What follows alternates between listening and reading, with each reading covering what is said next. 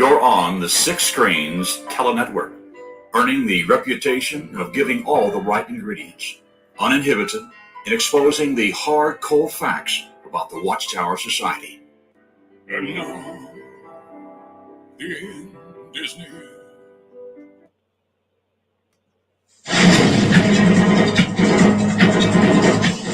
Well, good Sunday afternoon to everyone. I hope it's nice where you are. We got a beautiful day up here in New England. And I'll tell you what, the Watchtower is in deep doo-doo. Hopefully, we're going to see it collapsing soon. I don't know where it can go from here. I believe it's hit bottom and it's even going deeper. Well, we're going to be talking about some of these issues today on JW World News. Stay with us.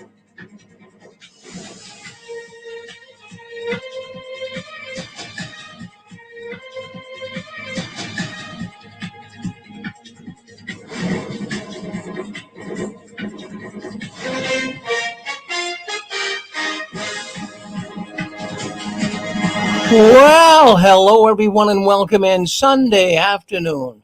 Just a lazy Sunday afternoon. Good to see a lot of people coming in today. Always good to have you with me on a Sunday afternoon. We've been doing the program now going on 17 years. In January, it will be 17 years. We never missed a Saturday night and we only missed one Sunday. But here we go again. We're here and we're here because you are here. Many people rely on this program to kind of get them through the awkwardness, through the difficulty of being one of Jehovah's Witnesses. It's like it can make you sick. It takes a while to flush that nonsense out of your system. So plenty of people come in and listen to the Six Screens on Saturday nights, and our Sunday programs are moving forward. But anyways, I'm coming to you from Boston, Massachusetts, the apostate capital of the world, as we call it. And I just want to mention some of the news items that we have today. We'll start off right off the bat with an announcement that was made at the Kingdom Hall just last week, and it's concerning the vaccination products, the different vaccinations. And a lot of the Jehovah's Witnesses have been wondering, is there blood? Is there blood in those vaccinations? And if you're a witness and still going to the meetings, you'd be concerned about it too. And boy, I'll tell you, a lot of Jehovah's Witnesses are very confused. They're thinking that there may be blood products in some of these vaccinations. But the information from the Watchtower that is going to be read to the congregation this week talks about it's called the vaccine announcement. And in fact, all of the vaccines on this list do not have blood. So that's going to make the Jehovah's Witnesses more comfortable. AstraZeneca, that's, I believe, a European drug. No blood in that. No blood in Moderna. No blood in Pfizer. No blood in Novavax. And so no blood, basically. But see, what happens is the witnesses hear vaccination, and man, they bounce all over the place. And they're so concerned because years ago, actually some of the earlier vaccinations back in the 40s and 50s, they actually did contain blood products. So rightfully so, the witnesses would be paranoid. But they'll be glad to hear this week that most of them have already taken it. I mean, the Watchtower and that's what I don't really get. I don't know why the Watchtower has to attempt to make medical decisions for people, but they do that. But they tell you they don't. They'll say outright that we don't try to attempt to make medical choices for others, but they do that. My goodness, they're probably the religion that does it the most, and especially concerning blood. And they not only discourage you ever taking blood, I mean, you would be thrown out of their organization if you took blood. So they're playing with the lives of Jehovah's Witnesses. And, really, even when it comes to COVID, they're really taking a little risk here. COVID is still alive and well. It's not as bad as it was, but there still are people getting COVID. It is a known disease. I think at times it gets way blown out of proportion. But we had a man call in last night from Toronto, Canada. He had COVID. So it's still out there, and people are still picking that germ up that spreads it and causes it. And the Jehovah's Witness organization, the governing body, is encouraging everyone to go back door to door. And, a lot of witnesses are saying, geez, I don't want to go. I could get COVID. Some people are really afraid. You still see people in the supermarkets and even driving cars with their masks on. So they're really treating this like, oh boy, they're still nervous. So Jehovah's Witnesses, in my estimation, are taking an unnecessary risk in going out door to door just to satisfy the demands of the governing body. And also, I stopped in the other day. I'm in business. You guys know it. I have a sign business. I stopped in to talk to a person the other day. And, geez, I walked in and the person was, excuse me, but I can't come too close to you. They're still paranoid over COVID. And I'm thinking, if you're a Jehovah's Witness and you're going up to doors and you're like an uninvited guest and you're knocking on the door, people would be paranoid to open and talk to you. But the governing body is insisting that you get back out in the door-to-door work. And the Jehovah's Witnesses are reminding that there's no risk for them, taking the COVID shot. So they're telling the witnesses to do it. And if you're not vaccinated as one of Jehovah's Witnesses, I'm going to tell you, you're going to be looked down upon. You're actually going to be looked down upon as a person that is kind of weak.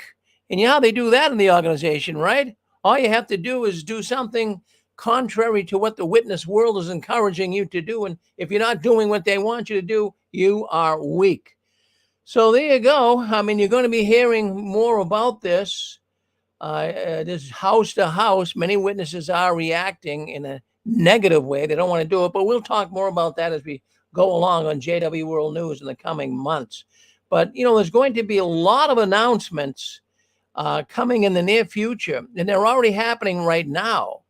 A lot of announcements saying to the effect that brother so-and-so is no longer serving as an elder. I'm getting information coming into the Six Screens headquarters here that is really pointing to this on a pretty routine basis. Many congregations are reading that such and such a brother is stepping down, no longer an elder. And there are reports. I got a report in here this week.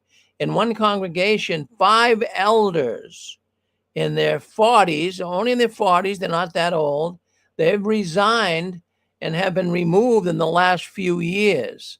So this is not the only, I'm not going on this one report.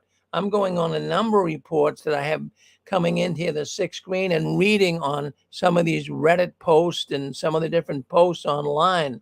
The number of elders that are resigning from wanting to take the lead in the congregation is very, very damaging to the organization. Now, most of the elders, and if you walked into a congregation of Jehovah's Witnesses today, you would find for the most part that elders now are like averaging in their 60s and 70s. Those in their 40s, I tell you, they're walking out like crazy. So this is going to be a real problem for the organization. The organization can't maintain this level of attrition among these appointed men and expect to survive without drastic changes. There's going to have to be drastic changes. Well, some of the changes people have been saying, will they use elderettes? Will they use women to read and even serve as like an elder? Some people are thinking that, but also we do know what they are doing. I can tell you, I know what they're doing right now. They're appointing young men in their early 20s, and even as well, the lowest I've heard is 20. That's not too uncommon. Nothing in the teens. I haven't heard any elders being appointed 18, 19, but we do have some elders that have been appointed just recently here, 20 years old. Now, imagine that. How can a 20-year-old guy who now becomes, a Hitler, imagine how powerful a young guy like that would feel. Geez, you're hardly even an adult yet. And all of a sudden you were appointed to kind of rule the roost in the congregation. That is going to be brutal. And some of these elders, they're gonna really take advantage of it. I know they would. They're gonna think they're really something else. They're gonna be like little Hitlers. But we'll see what happens. They're gonna be on a power trip. But I do know that things are changing in the Watchtower, friends, and I know you guys are knowing it too. You know, we talk about this every week, and this is all good. You say, well, how is it all good, Rick? It's all good because we are seeing an organization that is cooked. Take it off the grill. It's cooked. It can't cook anymore. I don't know how far down it can go. It's already down so low.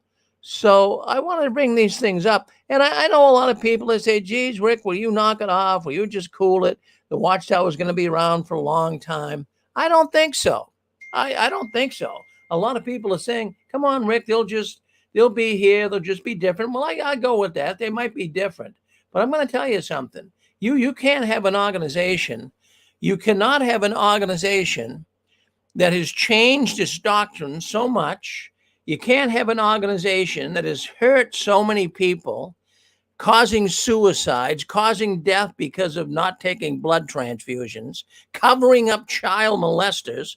Do you think that organization has long to run? What if this was a business? I mean, we know it's a business, but if this was a business we were talking about, they'd be out of business tomorrow.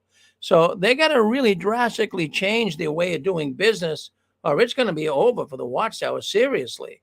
So, but I'm finding, we talked a little bit about this last night, and I wanted to bring it up here tonight or today, and it's concerning a newspaper article, and I'm going to put it up. If you're on Facebook or YouTube, you'll see it.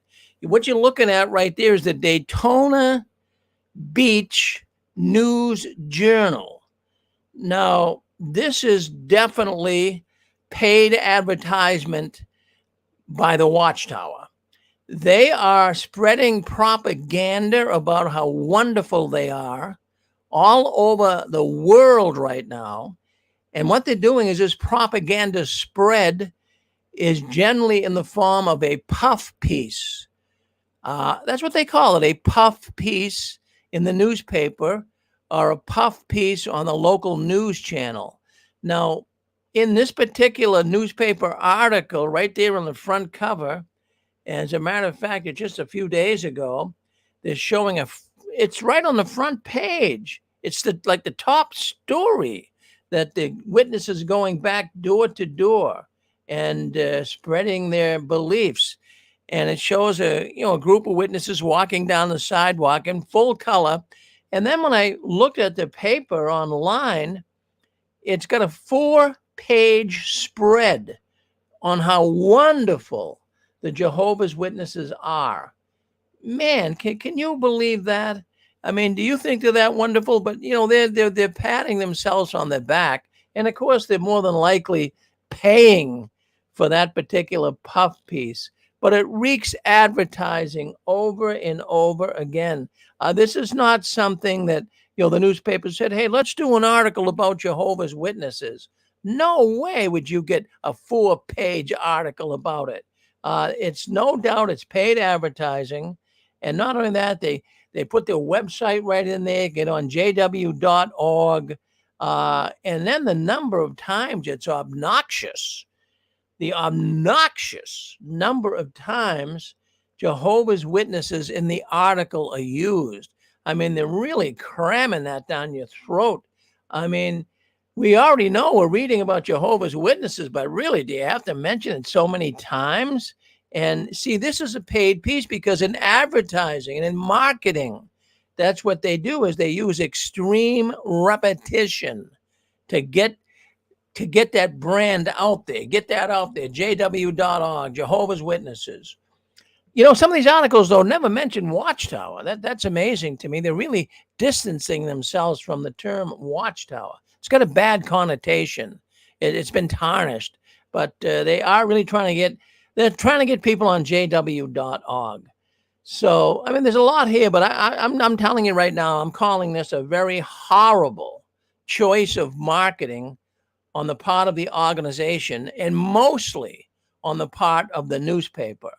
I mean, people can read through this. I don't know if people are going to get this newspaper and read all about Jehovah's Witnesses. I think there's bigger fish to read and bigger fish to fry here. But also, I think the newspaper has really ruined their position if they claim to be journalists. I mean, that's not journalists, it's paid advertising. And I'm really thinking the newspaper could suffer because of this. And I know it already is because I was reading online about ex-Jehovah's Witnesses that found this article pretty disturbing and pretty much false. You know, here they go. They're talking all about the great witnesses, how the people are responding to them in a nice way as they're going door to door. And the witnesses really have set the model here for preaching to people, all of this good, fluffy stuff. But, you know, people don't care about it. Well, why couldn't they spend at least, you know, why couldn't they even give like a little quarter of a page attention to all of the child sexual abuse in the Watchtower? Well, they don't do it. They just want to talk about all of this good because it was a paid advertisement. But I'll tell you what, I'm just going to read you a tiny bit of this.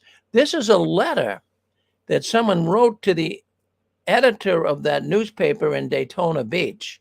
Greetings. I am deeply disturbed by the article published on September 14, 2022 about Jehovah's Witnesses.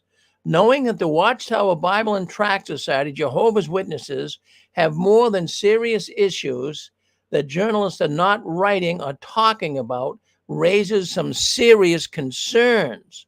Why this fluff feel good piece on an organization that has been and is covering up their child sexual abuse problems. Instead, this article seems to promoting their religion. Why? Why would a newspaper, the person's asking here, why would a newspaper promote Jehovah's Witnesses? I don't see it. So the person goes on and on and on, and there's more letters being written. And, you know, enough of this fluffy articles that the Watchtower has been paying to be published. Enough is enough. Well, it's okay. Let that go. There's plenty there, but let's move on. Let's move on. We all know it's shameful. It's very shameful that the Watchtower has to incorporate. Let me just see what's going on here. Make sure I get the right. Here we are. It's JW World News. Okay. Just got a lot of things going on here. One's got a bunch of computers going, and but anyways, I'm glad you're with us on Sunday. Hey, listen, we do this every Saturday night, but we are right here. We are right here today on Sunday as well. Every other Sunday on our 6 Screen Sunday. Well, the Watchtower continues to put out those cockamamie screwball Watchtower study articles, and I've been thumbing through them. Well, you can get them right online, right off of jw.org. I'm not going to encourage you to get in there and get them. Geez, you'll go nuts. I read them for the sake of the program so I can have something to talk about here. But let me just say this, that the December 2022 Watchtower is out right now, and it is a doozy. It is a doozy. It is over the top. And what they're doing here is they are kind of telling you before they tell you. You guys hear me say that all the time. But the Watchtower in this article is suggesting that there's going to be a lot of reassignments taking place at Bethel and also taking place for circuit overseers when they finish their service in the traveling work. So the Watchtower is talking about this in this article. And they're saying that it starts out, and it says that if a regular special convention will be held in your area, could you volunteer to work before or after the convention or to be on hand to welcome delegates? So they're asking you this in the article here in the Watchtower, and they want you to give them, as always, free labor. But then it leads up. I'm not going to read the whole article here because we don't have time to do it. We had more time last night. But let me just give you kind of gist of what's being said here. They're saying that the overseers and Bethelites are going to be reassigned. But now they're saying to you as the rank and file, are you willing to reach out and help? Will you help some of these brothers and sisters now that they're being reassigned? Now, why doesn't the Watchtower help them? They're the ones with the billions of dollars. Right now, a lot of Jehovah's Witnesses are hurting, for goodness sakes. And why wouldn't they be? They don't have, good jobs, most of them. Many have settled in with a menial job. They're working 2 and 3 jobs, some witnesses, just to get by. So now the Watchtower is suggesting in this December 2022 article in the Watchtower that, maybe you could help to find accommodations for some of these displaced circuit overseers that are now getting older. When they hit 70, that's like the deadline. When a circuit overseer now turns 70, they don't want him anymore. So now what's his wife and him going to do? So the Watchtower now is saying, well, could you find accommodations for them? And the same thing for Bethelites. Yeah, pink slips going out all over the place. And what's happening? There's no help for the Bethelites there. In other words, a lot of them have taken that. In fact, all of them have taken that vow of poverty, which means that they would never be able to, that they didn't have quarters in enough to collect Social Security. When you take a vow of poverty, you disconnect from the government's payroll, so to speak. You disconnect from Social Security. So some of these people have been there 40, 50 years. And now all of a sudden, the Watchtower is going, oh, gee, Sister and Brother Jones, they're having a hard time. They're in the 60s, and we don't want to pay for their medical expense, and they're getting old, so let's ship them out of here. That's the biggest fear right now. That is one of the biggest fears of people who are Bethelites. What am I going to do? Now, I do know, I can't divulge their name. I do know of a couple of Bethelites in their 70s, right around my age, and they're getting older. And this guy's a pretty big wig at the Watchtower, but they don't know what to do. They don't believe in the Watchtower teachings anymore.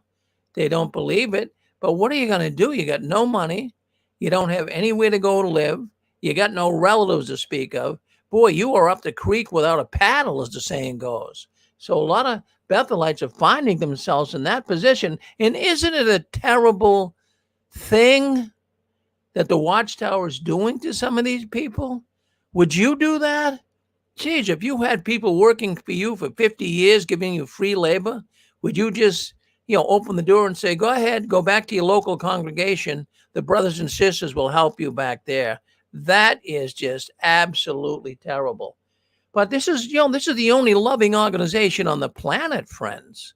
Jehovah's Witnesses are the only religion that is being directed by Jesus Christ himself. And it's the only religion that really has so much love for the brothers. You can walk into any kingdom hall around the world and, your brothers and sisters will love you. How many times have you heard that? But, I'll tell you what, they're kind of making it. See, they're really pushing this in this December 2022 study article. Basically, what they're saying is by offering free labor, they're really promoting this. And most of the people listening into this program, you've worked for the Watchtower for free. You've built their kingdom halls. I did. You guys worked on their assembly halls. I did. So, we gave time and our effort, contributed money, gave them free labor, and they're really ramping this thought up. And I know why they're doing it.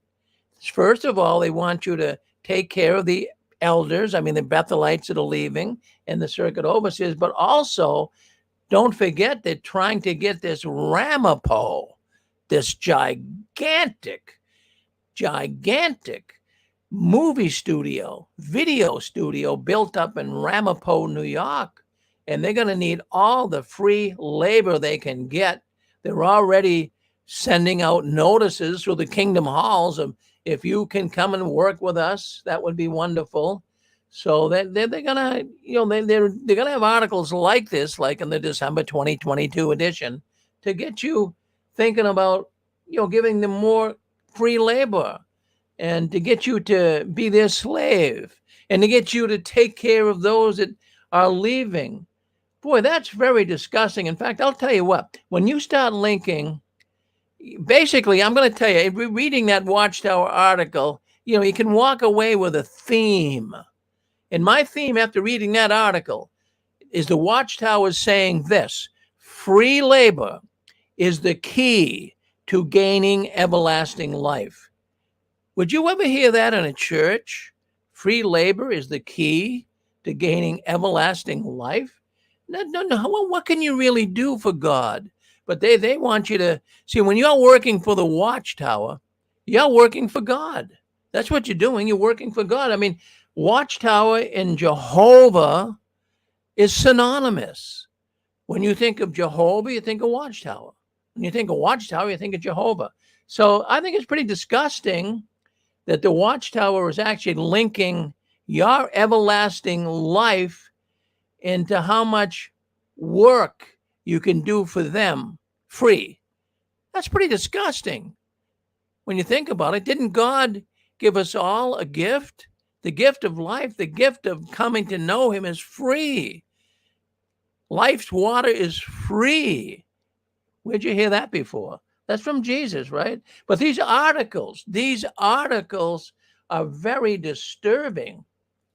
And then, of course, they come, well, even let's roll back the month earlier to the November 2022 Watchtower. It's very similar to the December 2022. The two are similar here. But what I caught in the November Watchtower, again, they're talking about unloading Bethelites and older workers. That's what they're doing here. And they're telling you ahead of time, like I always say. But they use the example here, and it's actually on page 23, paragraph 11.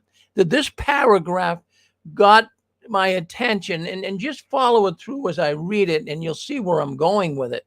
But it says here in paragraph 11, fully support organizational changes. So right there, they're telling you to fully support organizational changes. And then it goes on to use a biblical example here.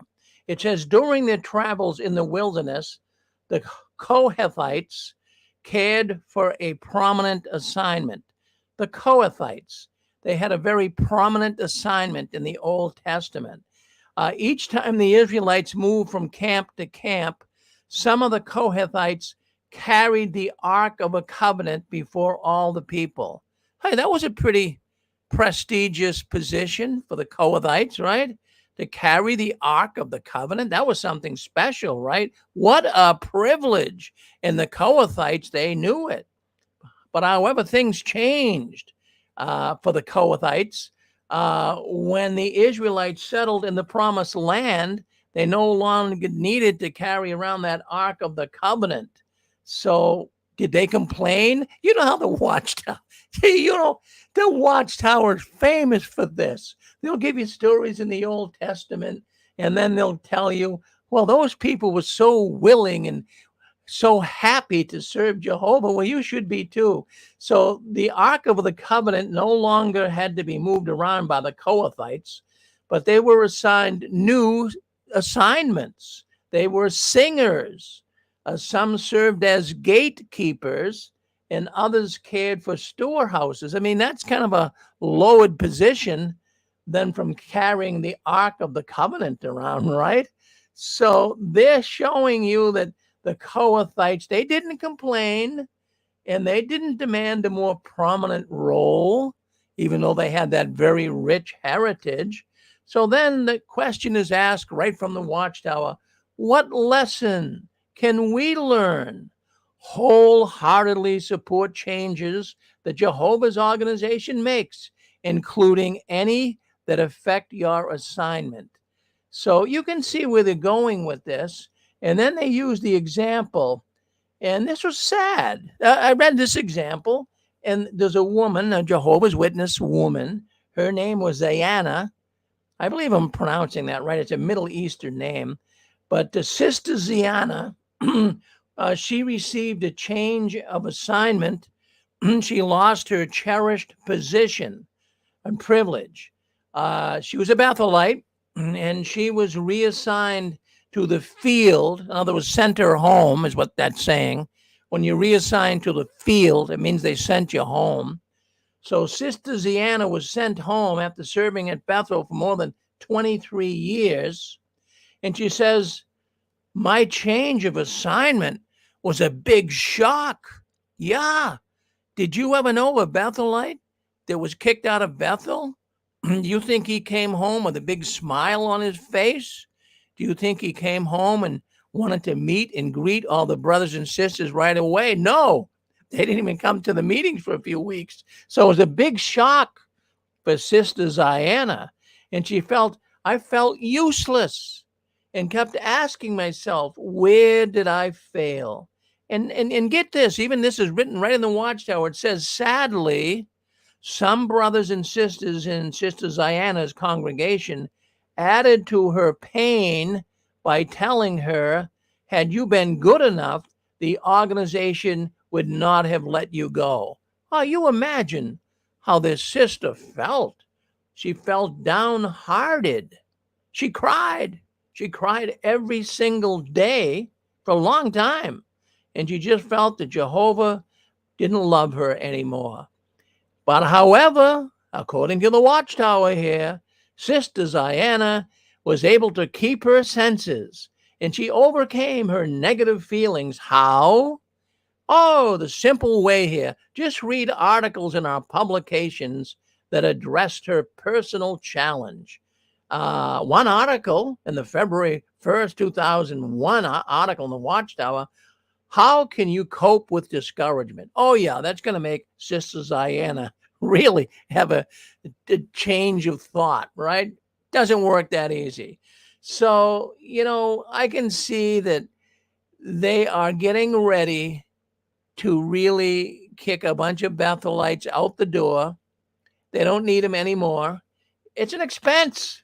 It's really an expense, even though they don't pay them much. Geez, I don't think they make, I think the last I heard of Bethelites making about $120 a month. That doesn't go too far today. I hope the Watchtower realizes there's inflation out there and at least wants to pad the pockets of the Bethelites a little more. But, when a full-time servant is sacked from Bethel, they're asking the rank and file here if they could kind of fund that one and even help them with a house, or maybe even, bringing them into your house to live with them. So they're downsizing, but they're not taking any responsibility for helping these poor brothers and sisters. They want you as a Jehovah's Witness to do it. Doesn't that make you sick? It really, really does. They should be guilty. The Watchtower should be very, very guilty that they allow this to happen. So that's what I wanted to talk about today. And also in that November 2022 November study article, more congregation mergers are coming.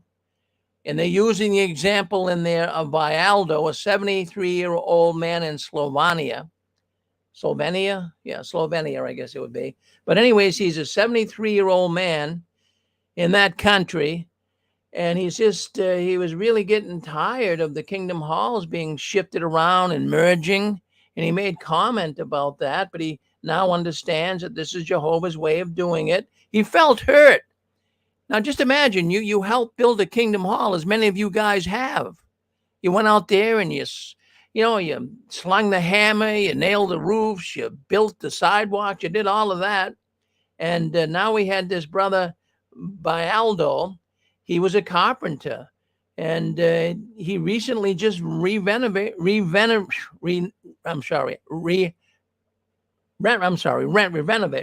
I can't say the word. I'm sorry, folks. Renovated. He renovated the hall. It's hard coming through there. No excuses, but he renovated the hall. He says, I'm a carpenter, and I had built some of the new furniture that we actually had in the Kingdom Hall. And then the organization went and merged. They sold that Kingdom Hall off and merged with another hall. At first, he was like, all that work. And they sold it off, and they probably even sold it off. It doesn't say in the article, but they probably sold it off to, some strange religious group like they have been doing.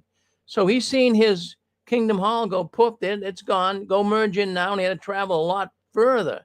So they're using him as an example, how he went along with it all, and Jehovah's blessing him, and what a good man he was.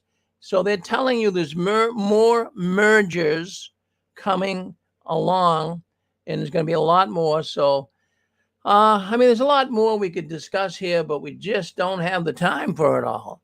But I tell you what, I have the time to tell you, I really appreciate your presence. I really, really do. We do JW World News Sunday edition every other Sunday here on the 6 screens. And I don't want you to be a stranger. Now, if you're listening in on Facebook or you're listening in on YouTube, why don't you give us a like or share it or subscribe? And let's get the message out. Let's get more and more people talking about what's going on behind the curtains. Now, Sundays, we take on a little bit different way of doing business on the 6 screens. On Sundays, what we do is we get into the theological teachings in the Watchtower. And you guys already know we don't do that on Saturday night because people have been so damaged. They're so spiritually abused in the Watchtower, they just get up and leave, and they don't want nothing to do with God. But there's about 20%, from what I gather, who are leaving the Watchtower that do want to have something to do with God. And so they want to find out, well, what do other people do when they leave the Watchtower? What do they join churches? Do they become Christians? Do they become Buddhist? Do they become Catholic? What's their position when they leave the Watchtower? Well, we try to, address those issues. We have a man coming up next. His name is Jay Hess. And I was impressed by Jay. I know you will be too. He answers any Bible question you want to give him. I don't care how deep it is.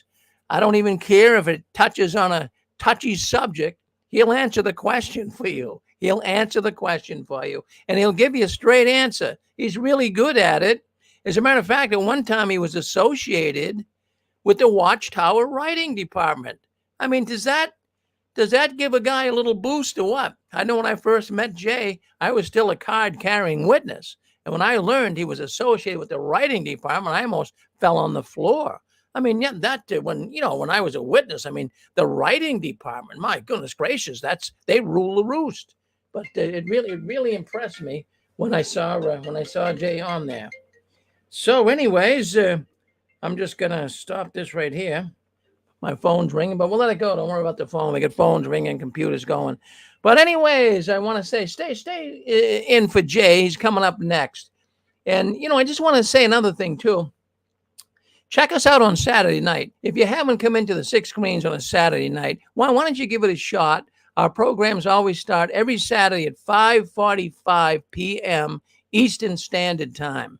And we have a number of programs right now on the 6 screens. We got about 17 unique programs that we air here. And for the most part, they're all given and hosted by former Jehovah's Witnesses. So we got a little network going here on YouTube and Facebook and other platforms where, we're kind of all coming together and voicing our concerns on what's going on behind the curtains of the Watchtower. Well, I want to thank everyone for coming in here today. I really appreciate your presence, and I want you always to keep standing tall, and don't you ever give in, up, or out. And the last one, leaving the Watchtower, please turn off the new light. Jay Hess is up next. Stay with us. We're going to end this broadcast on YouTube and Facebook, but he'll be back with us here very, very shortly. So 2 minutes, come in, and Jay will be here. Thank you.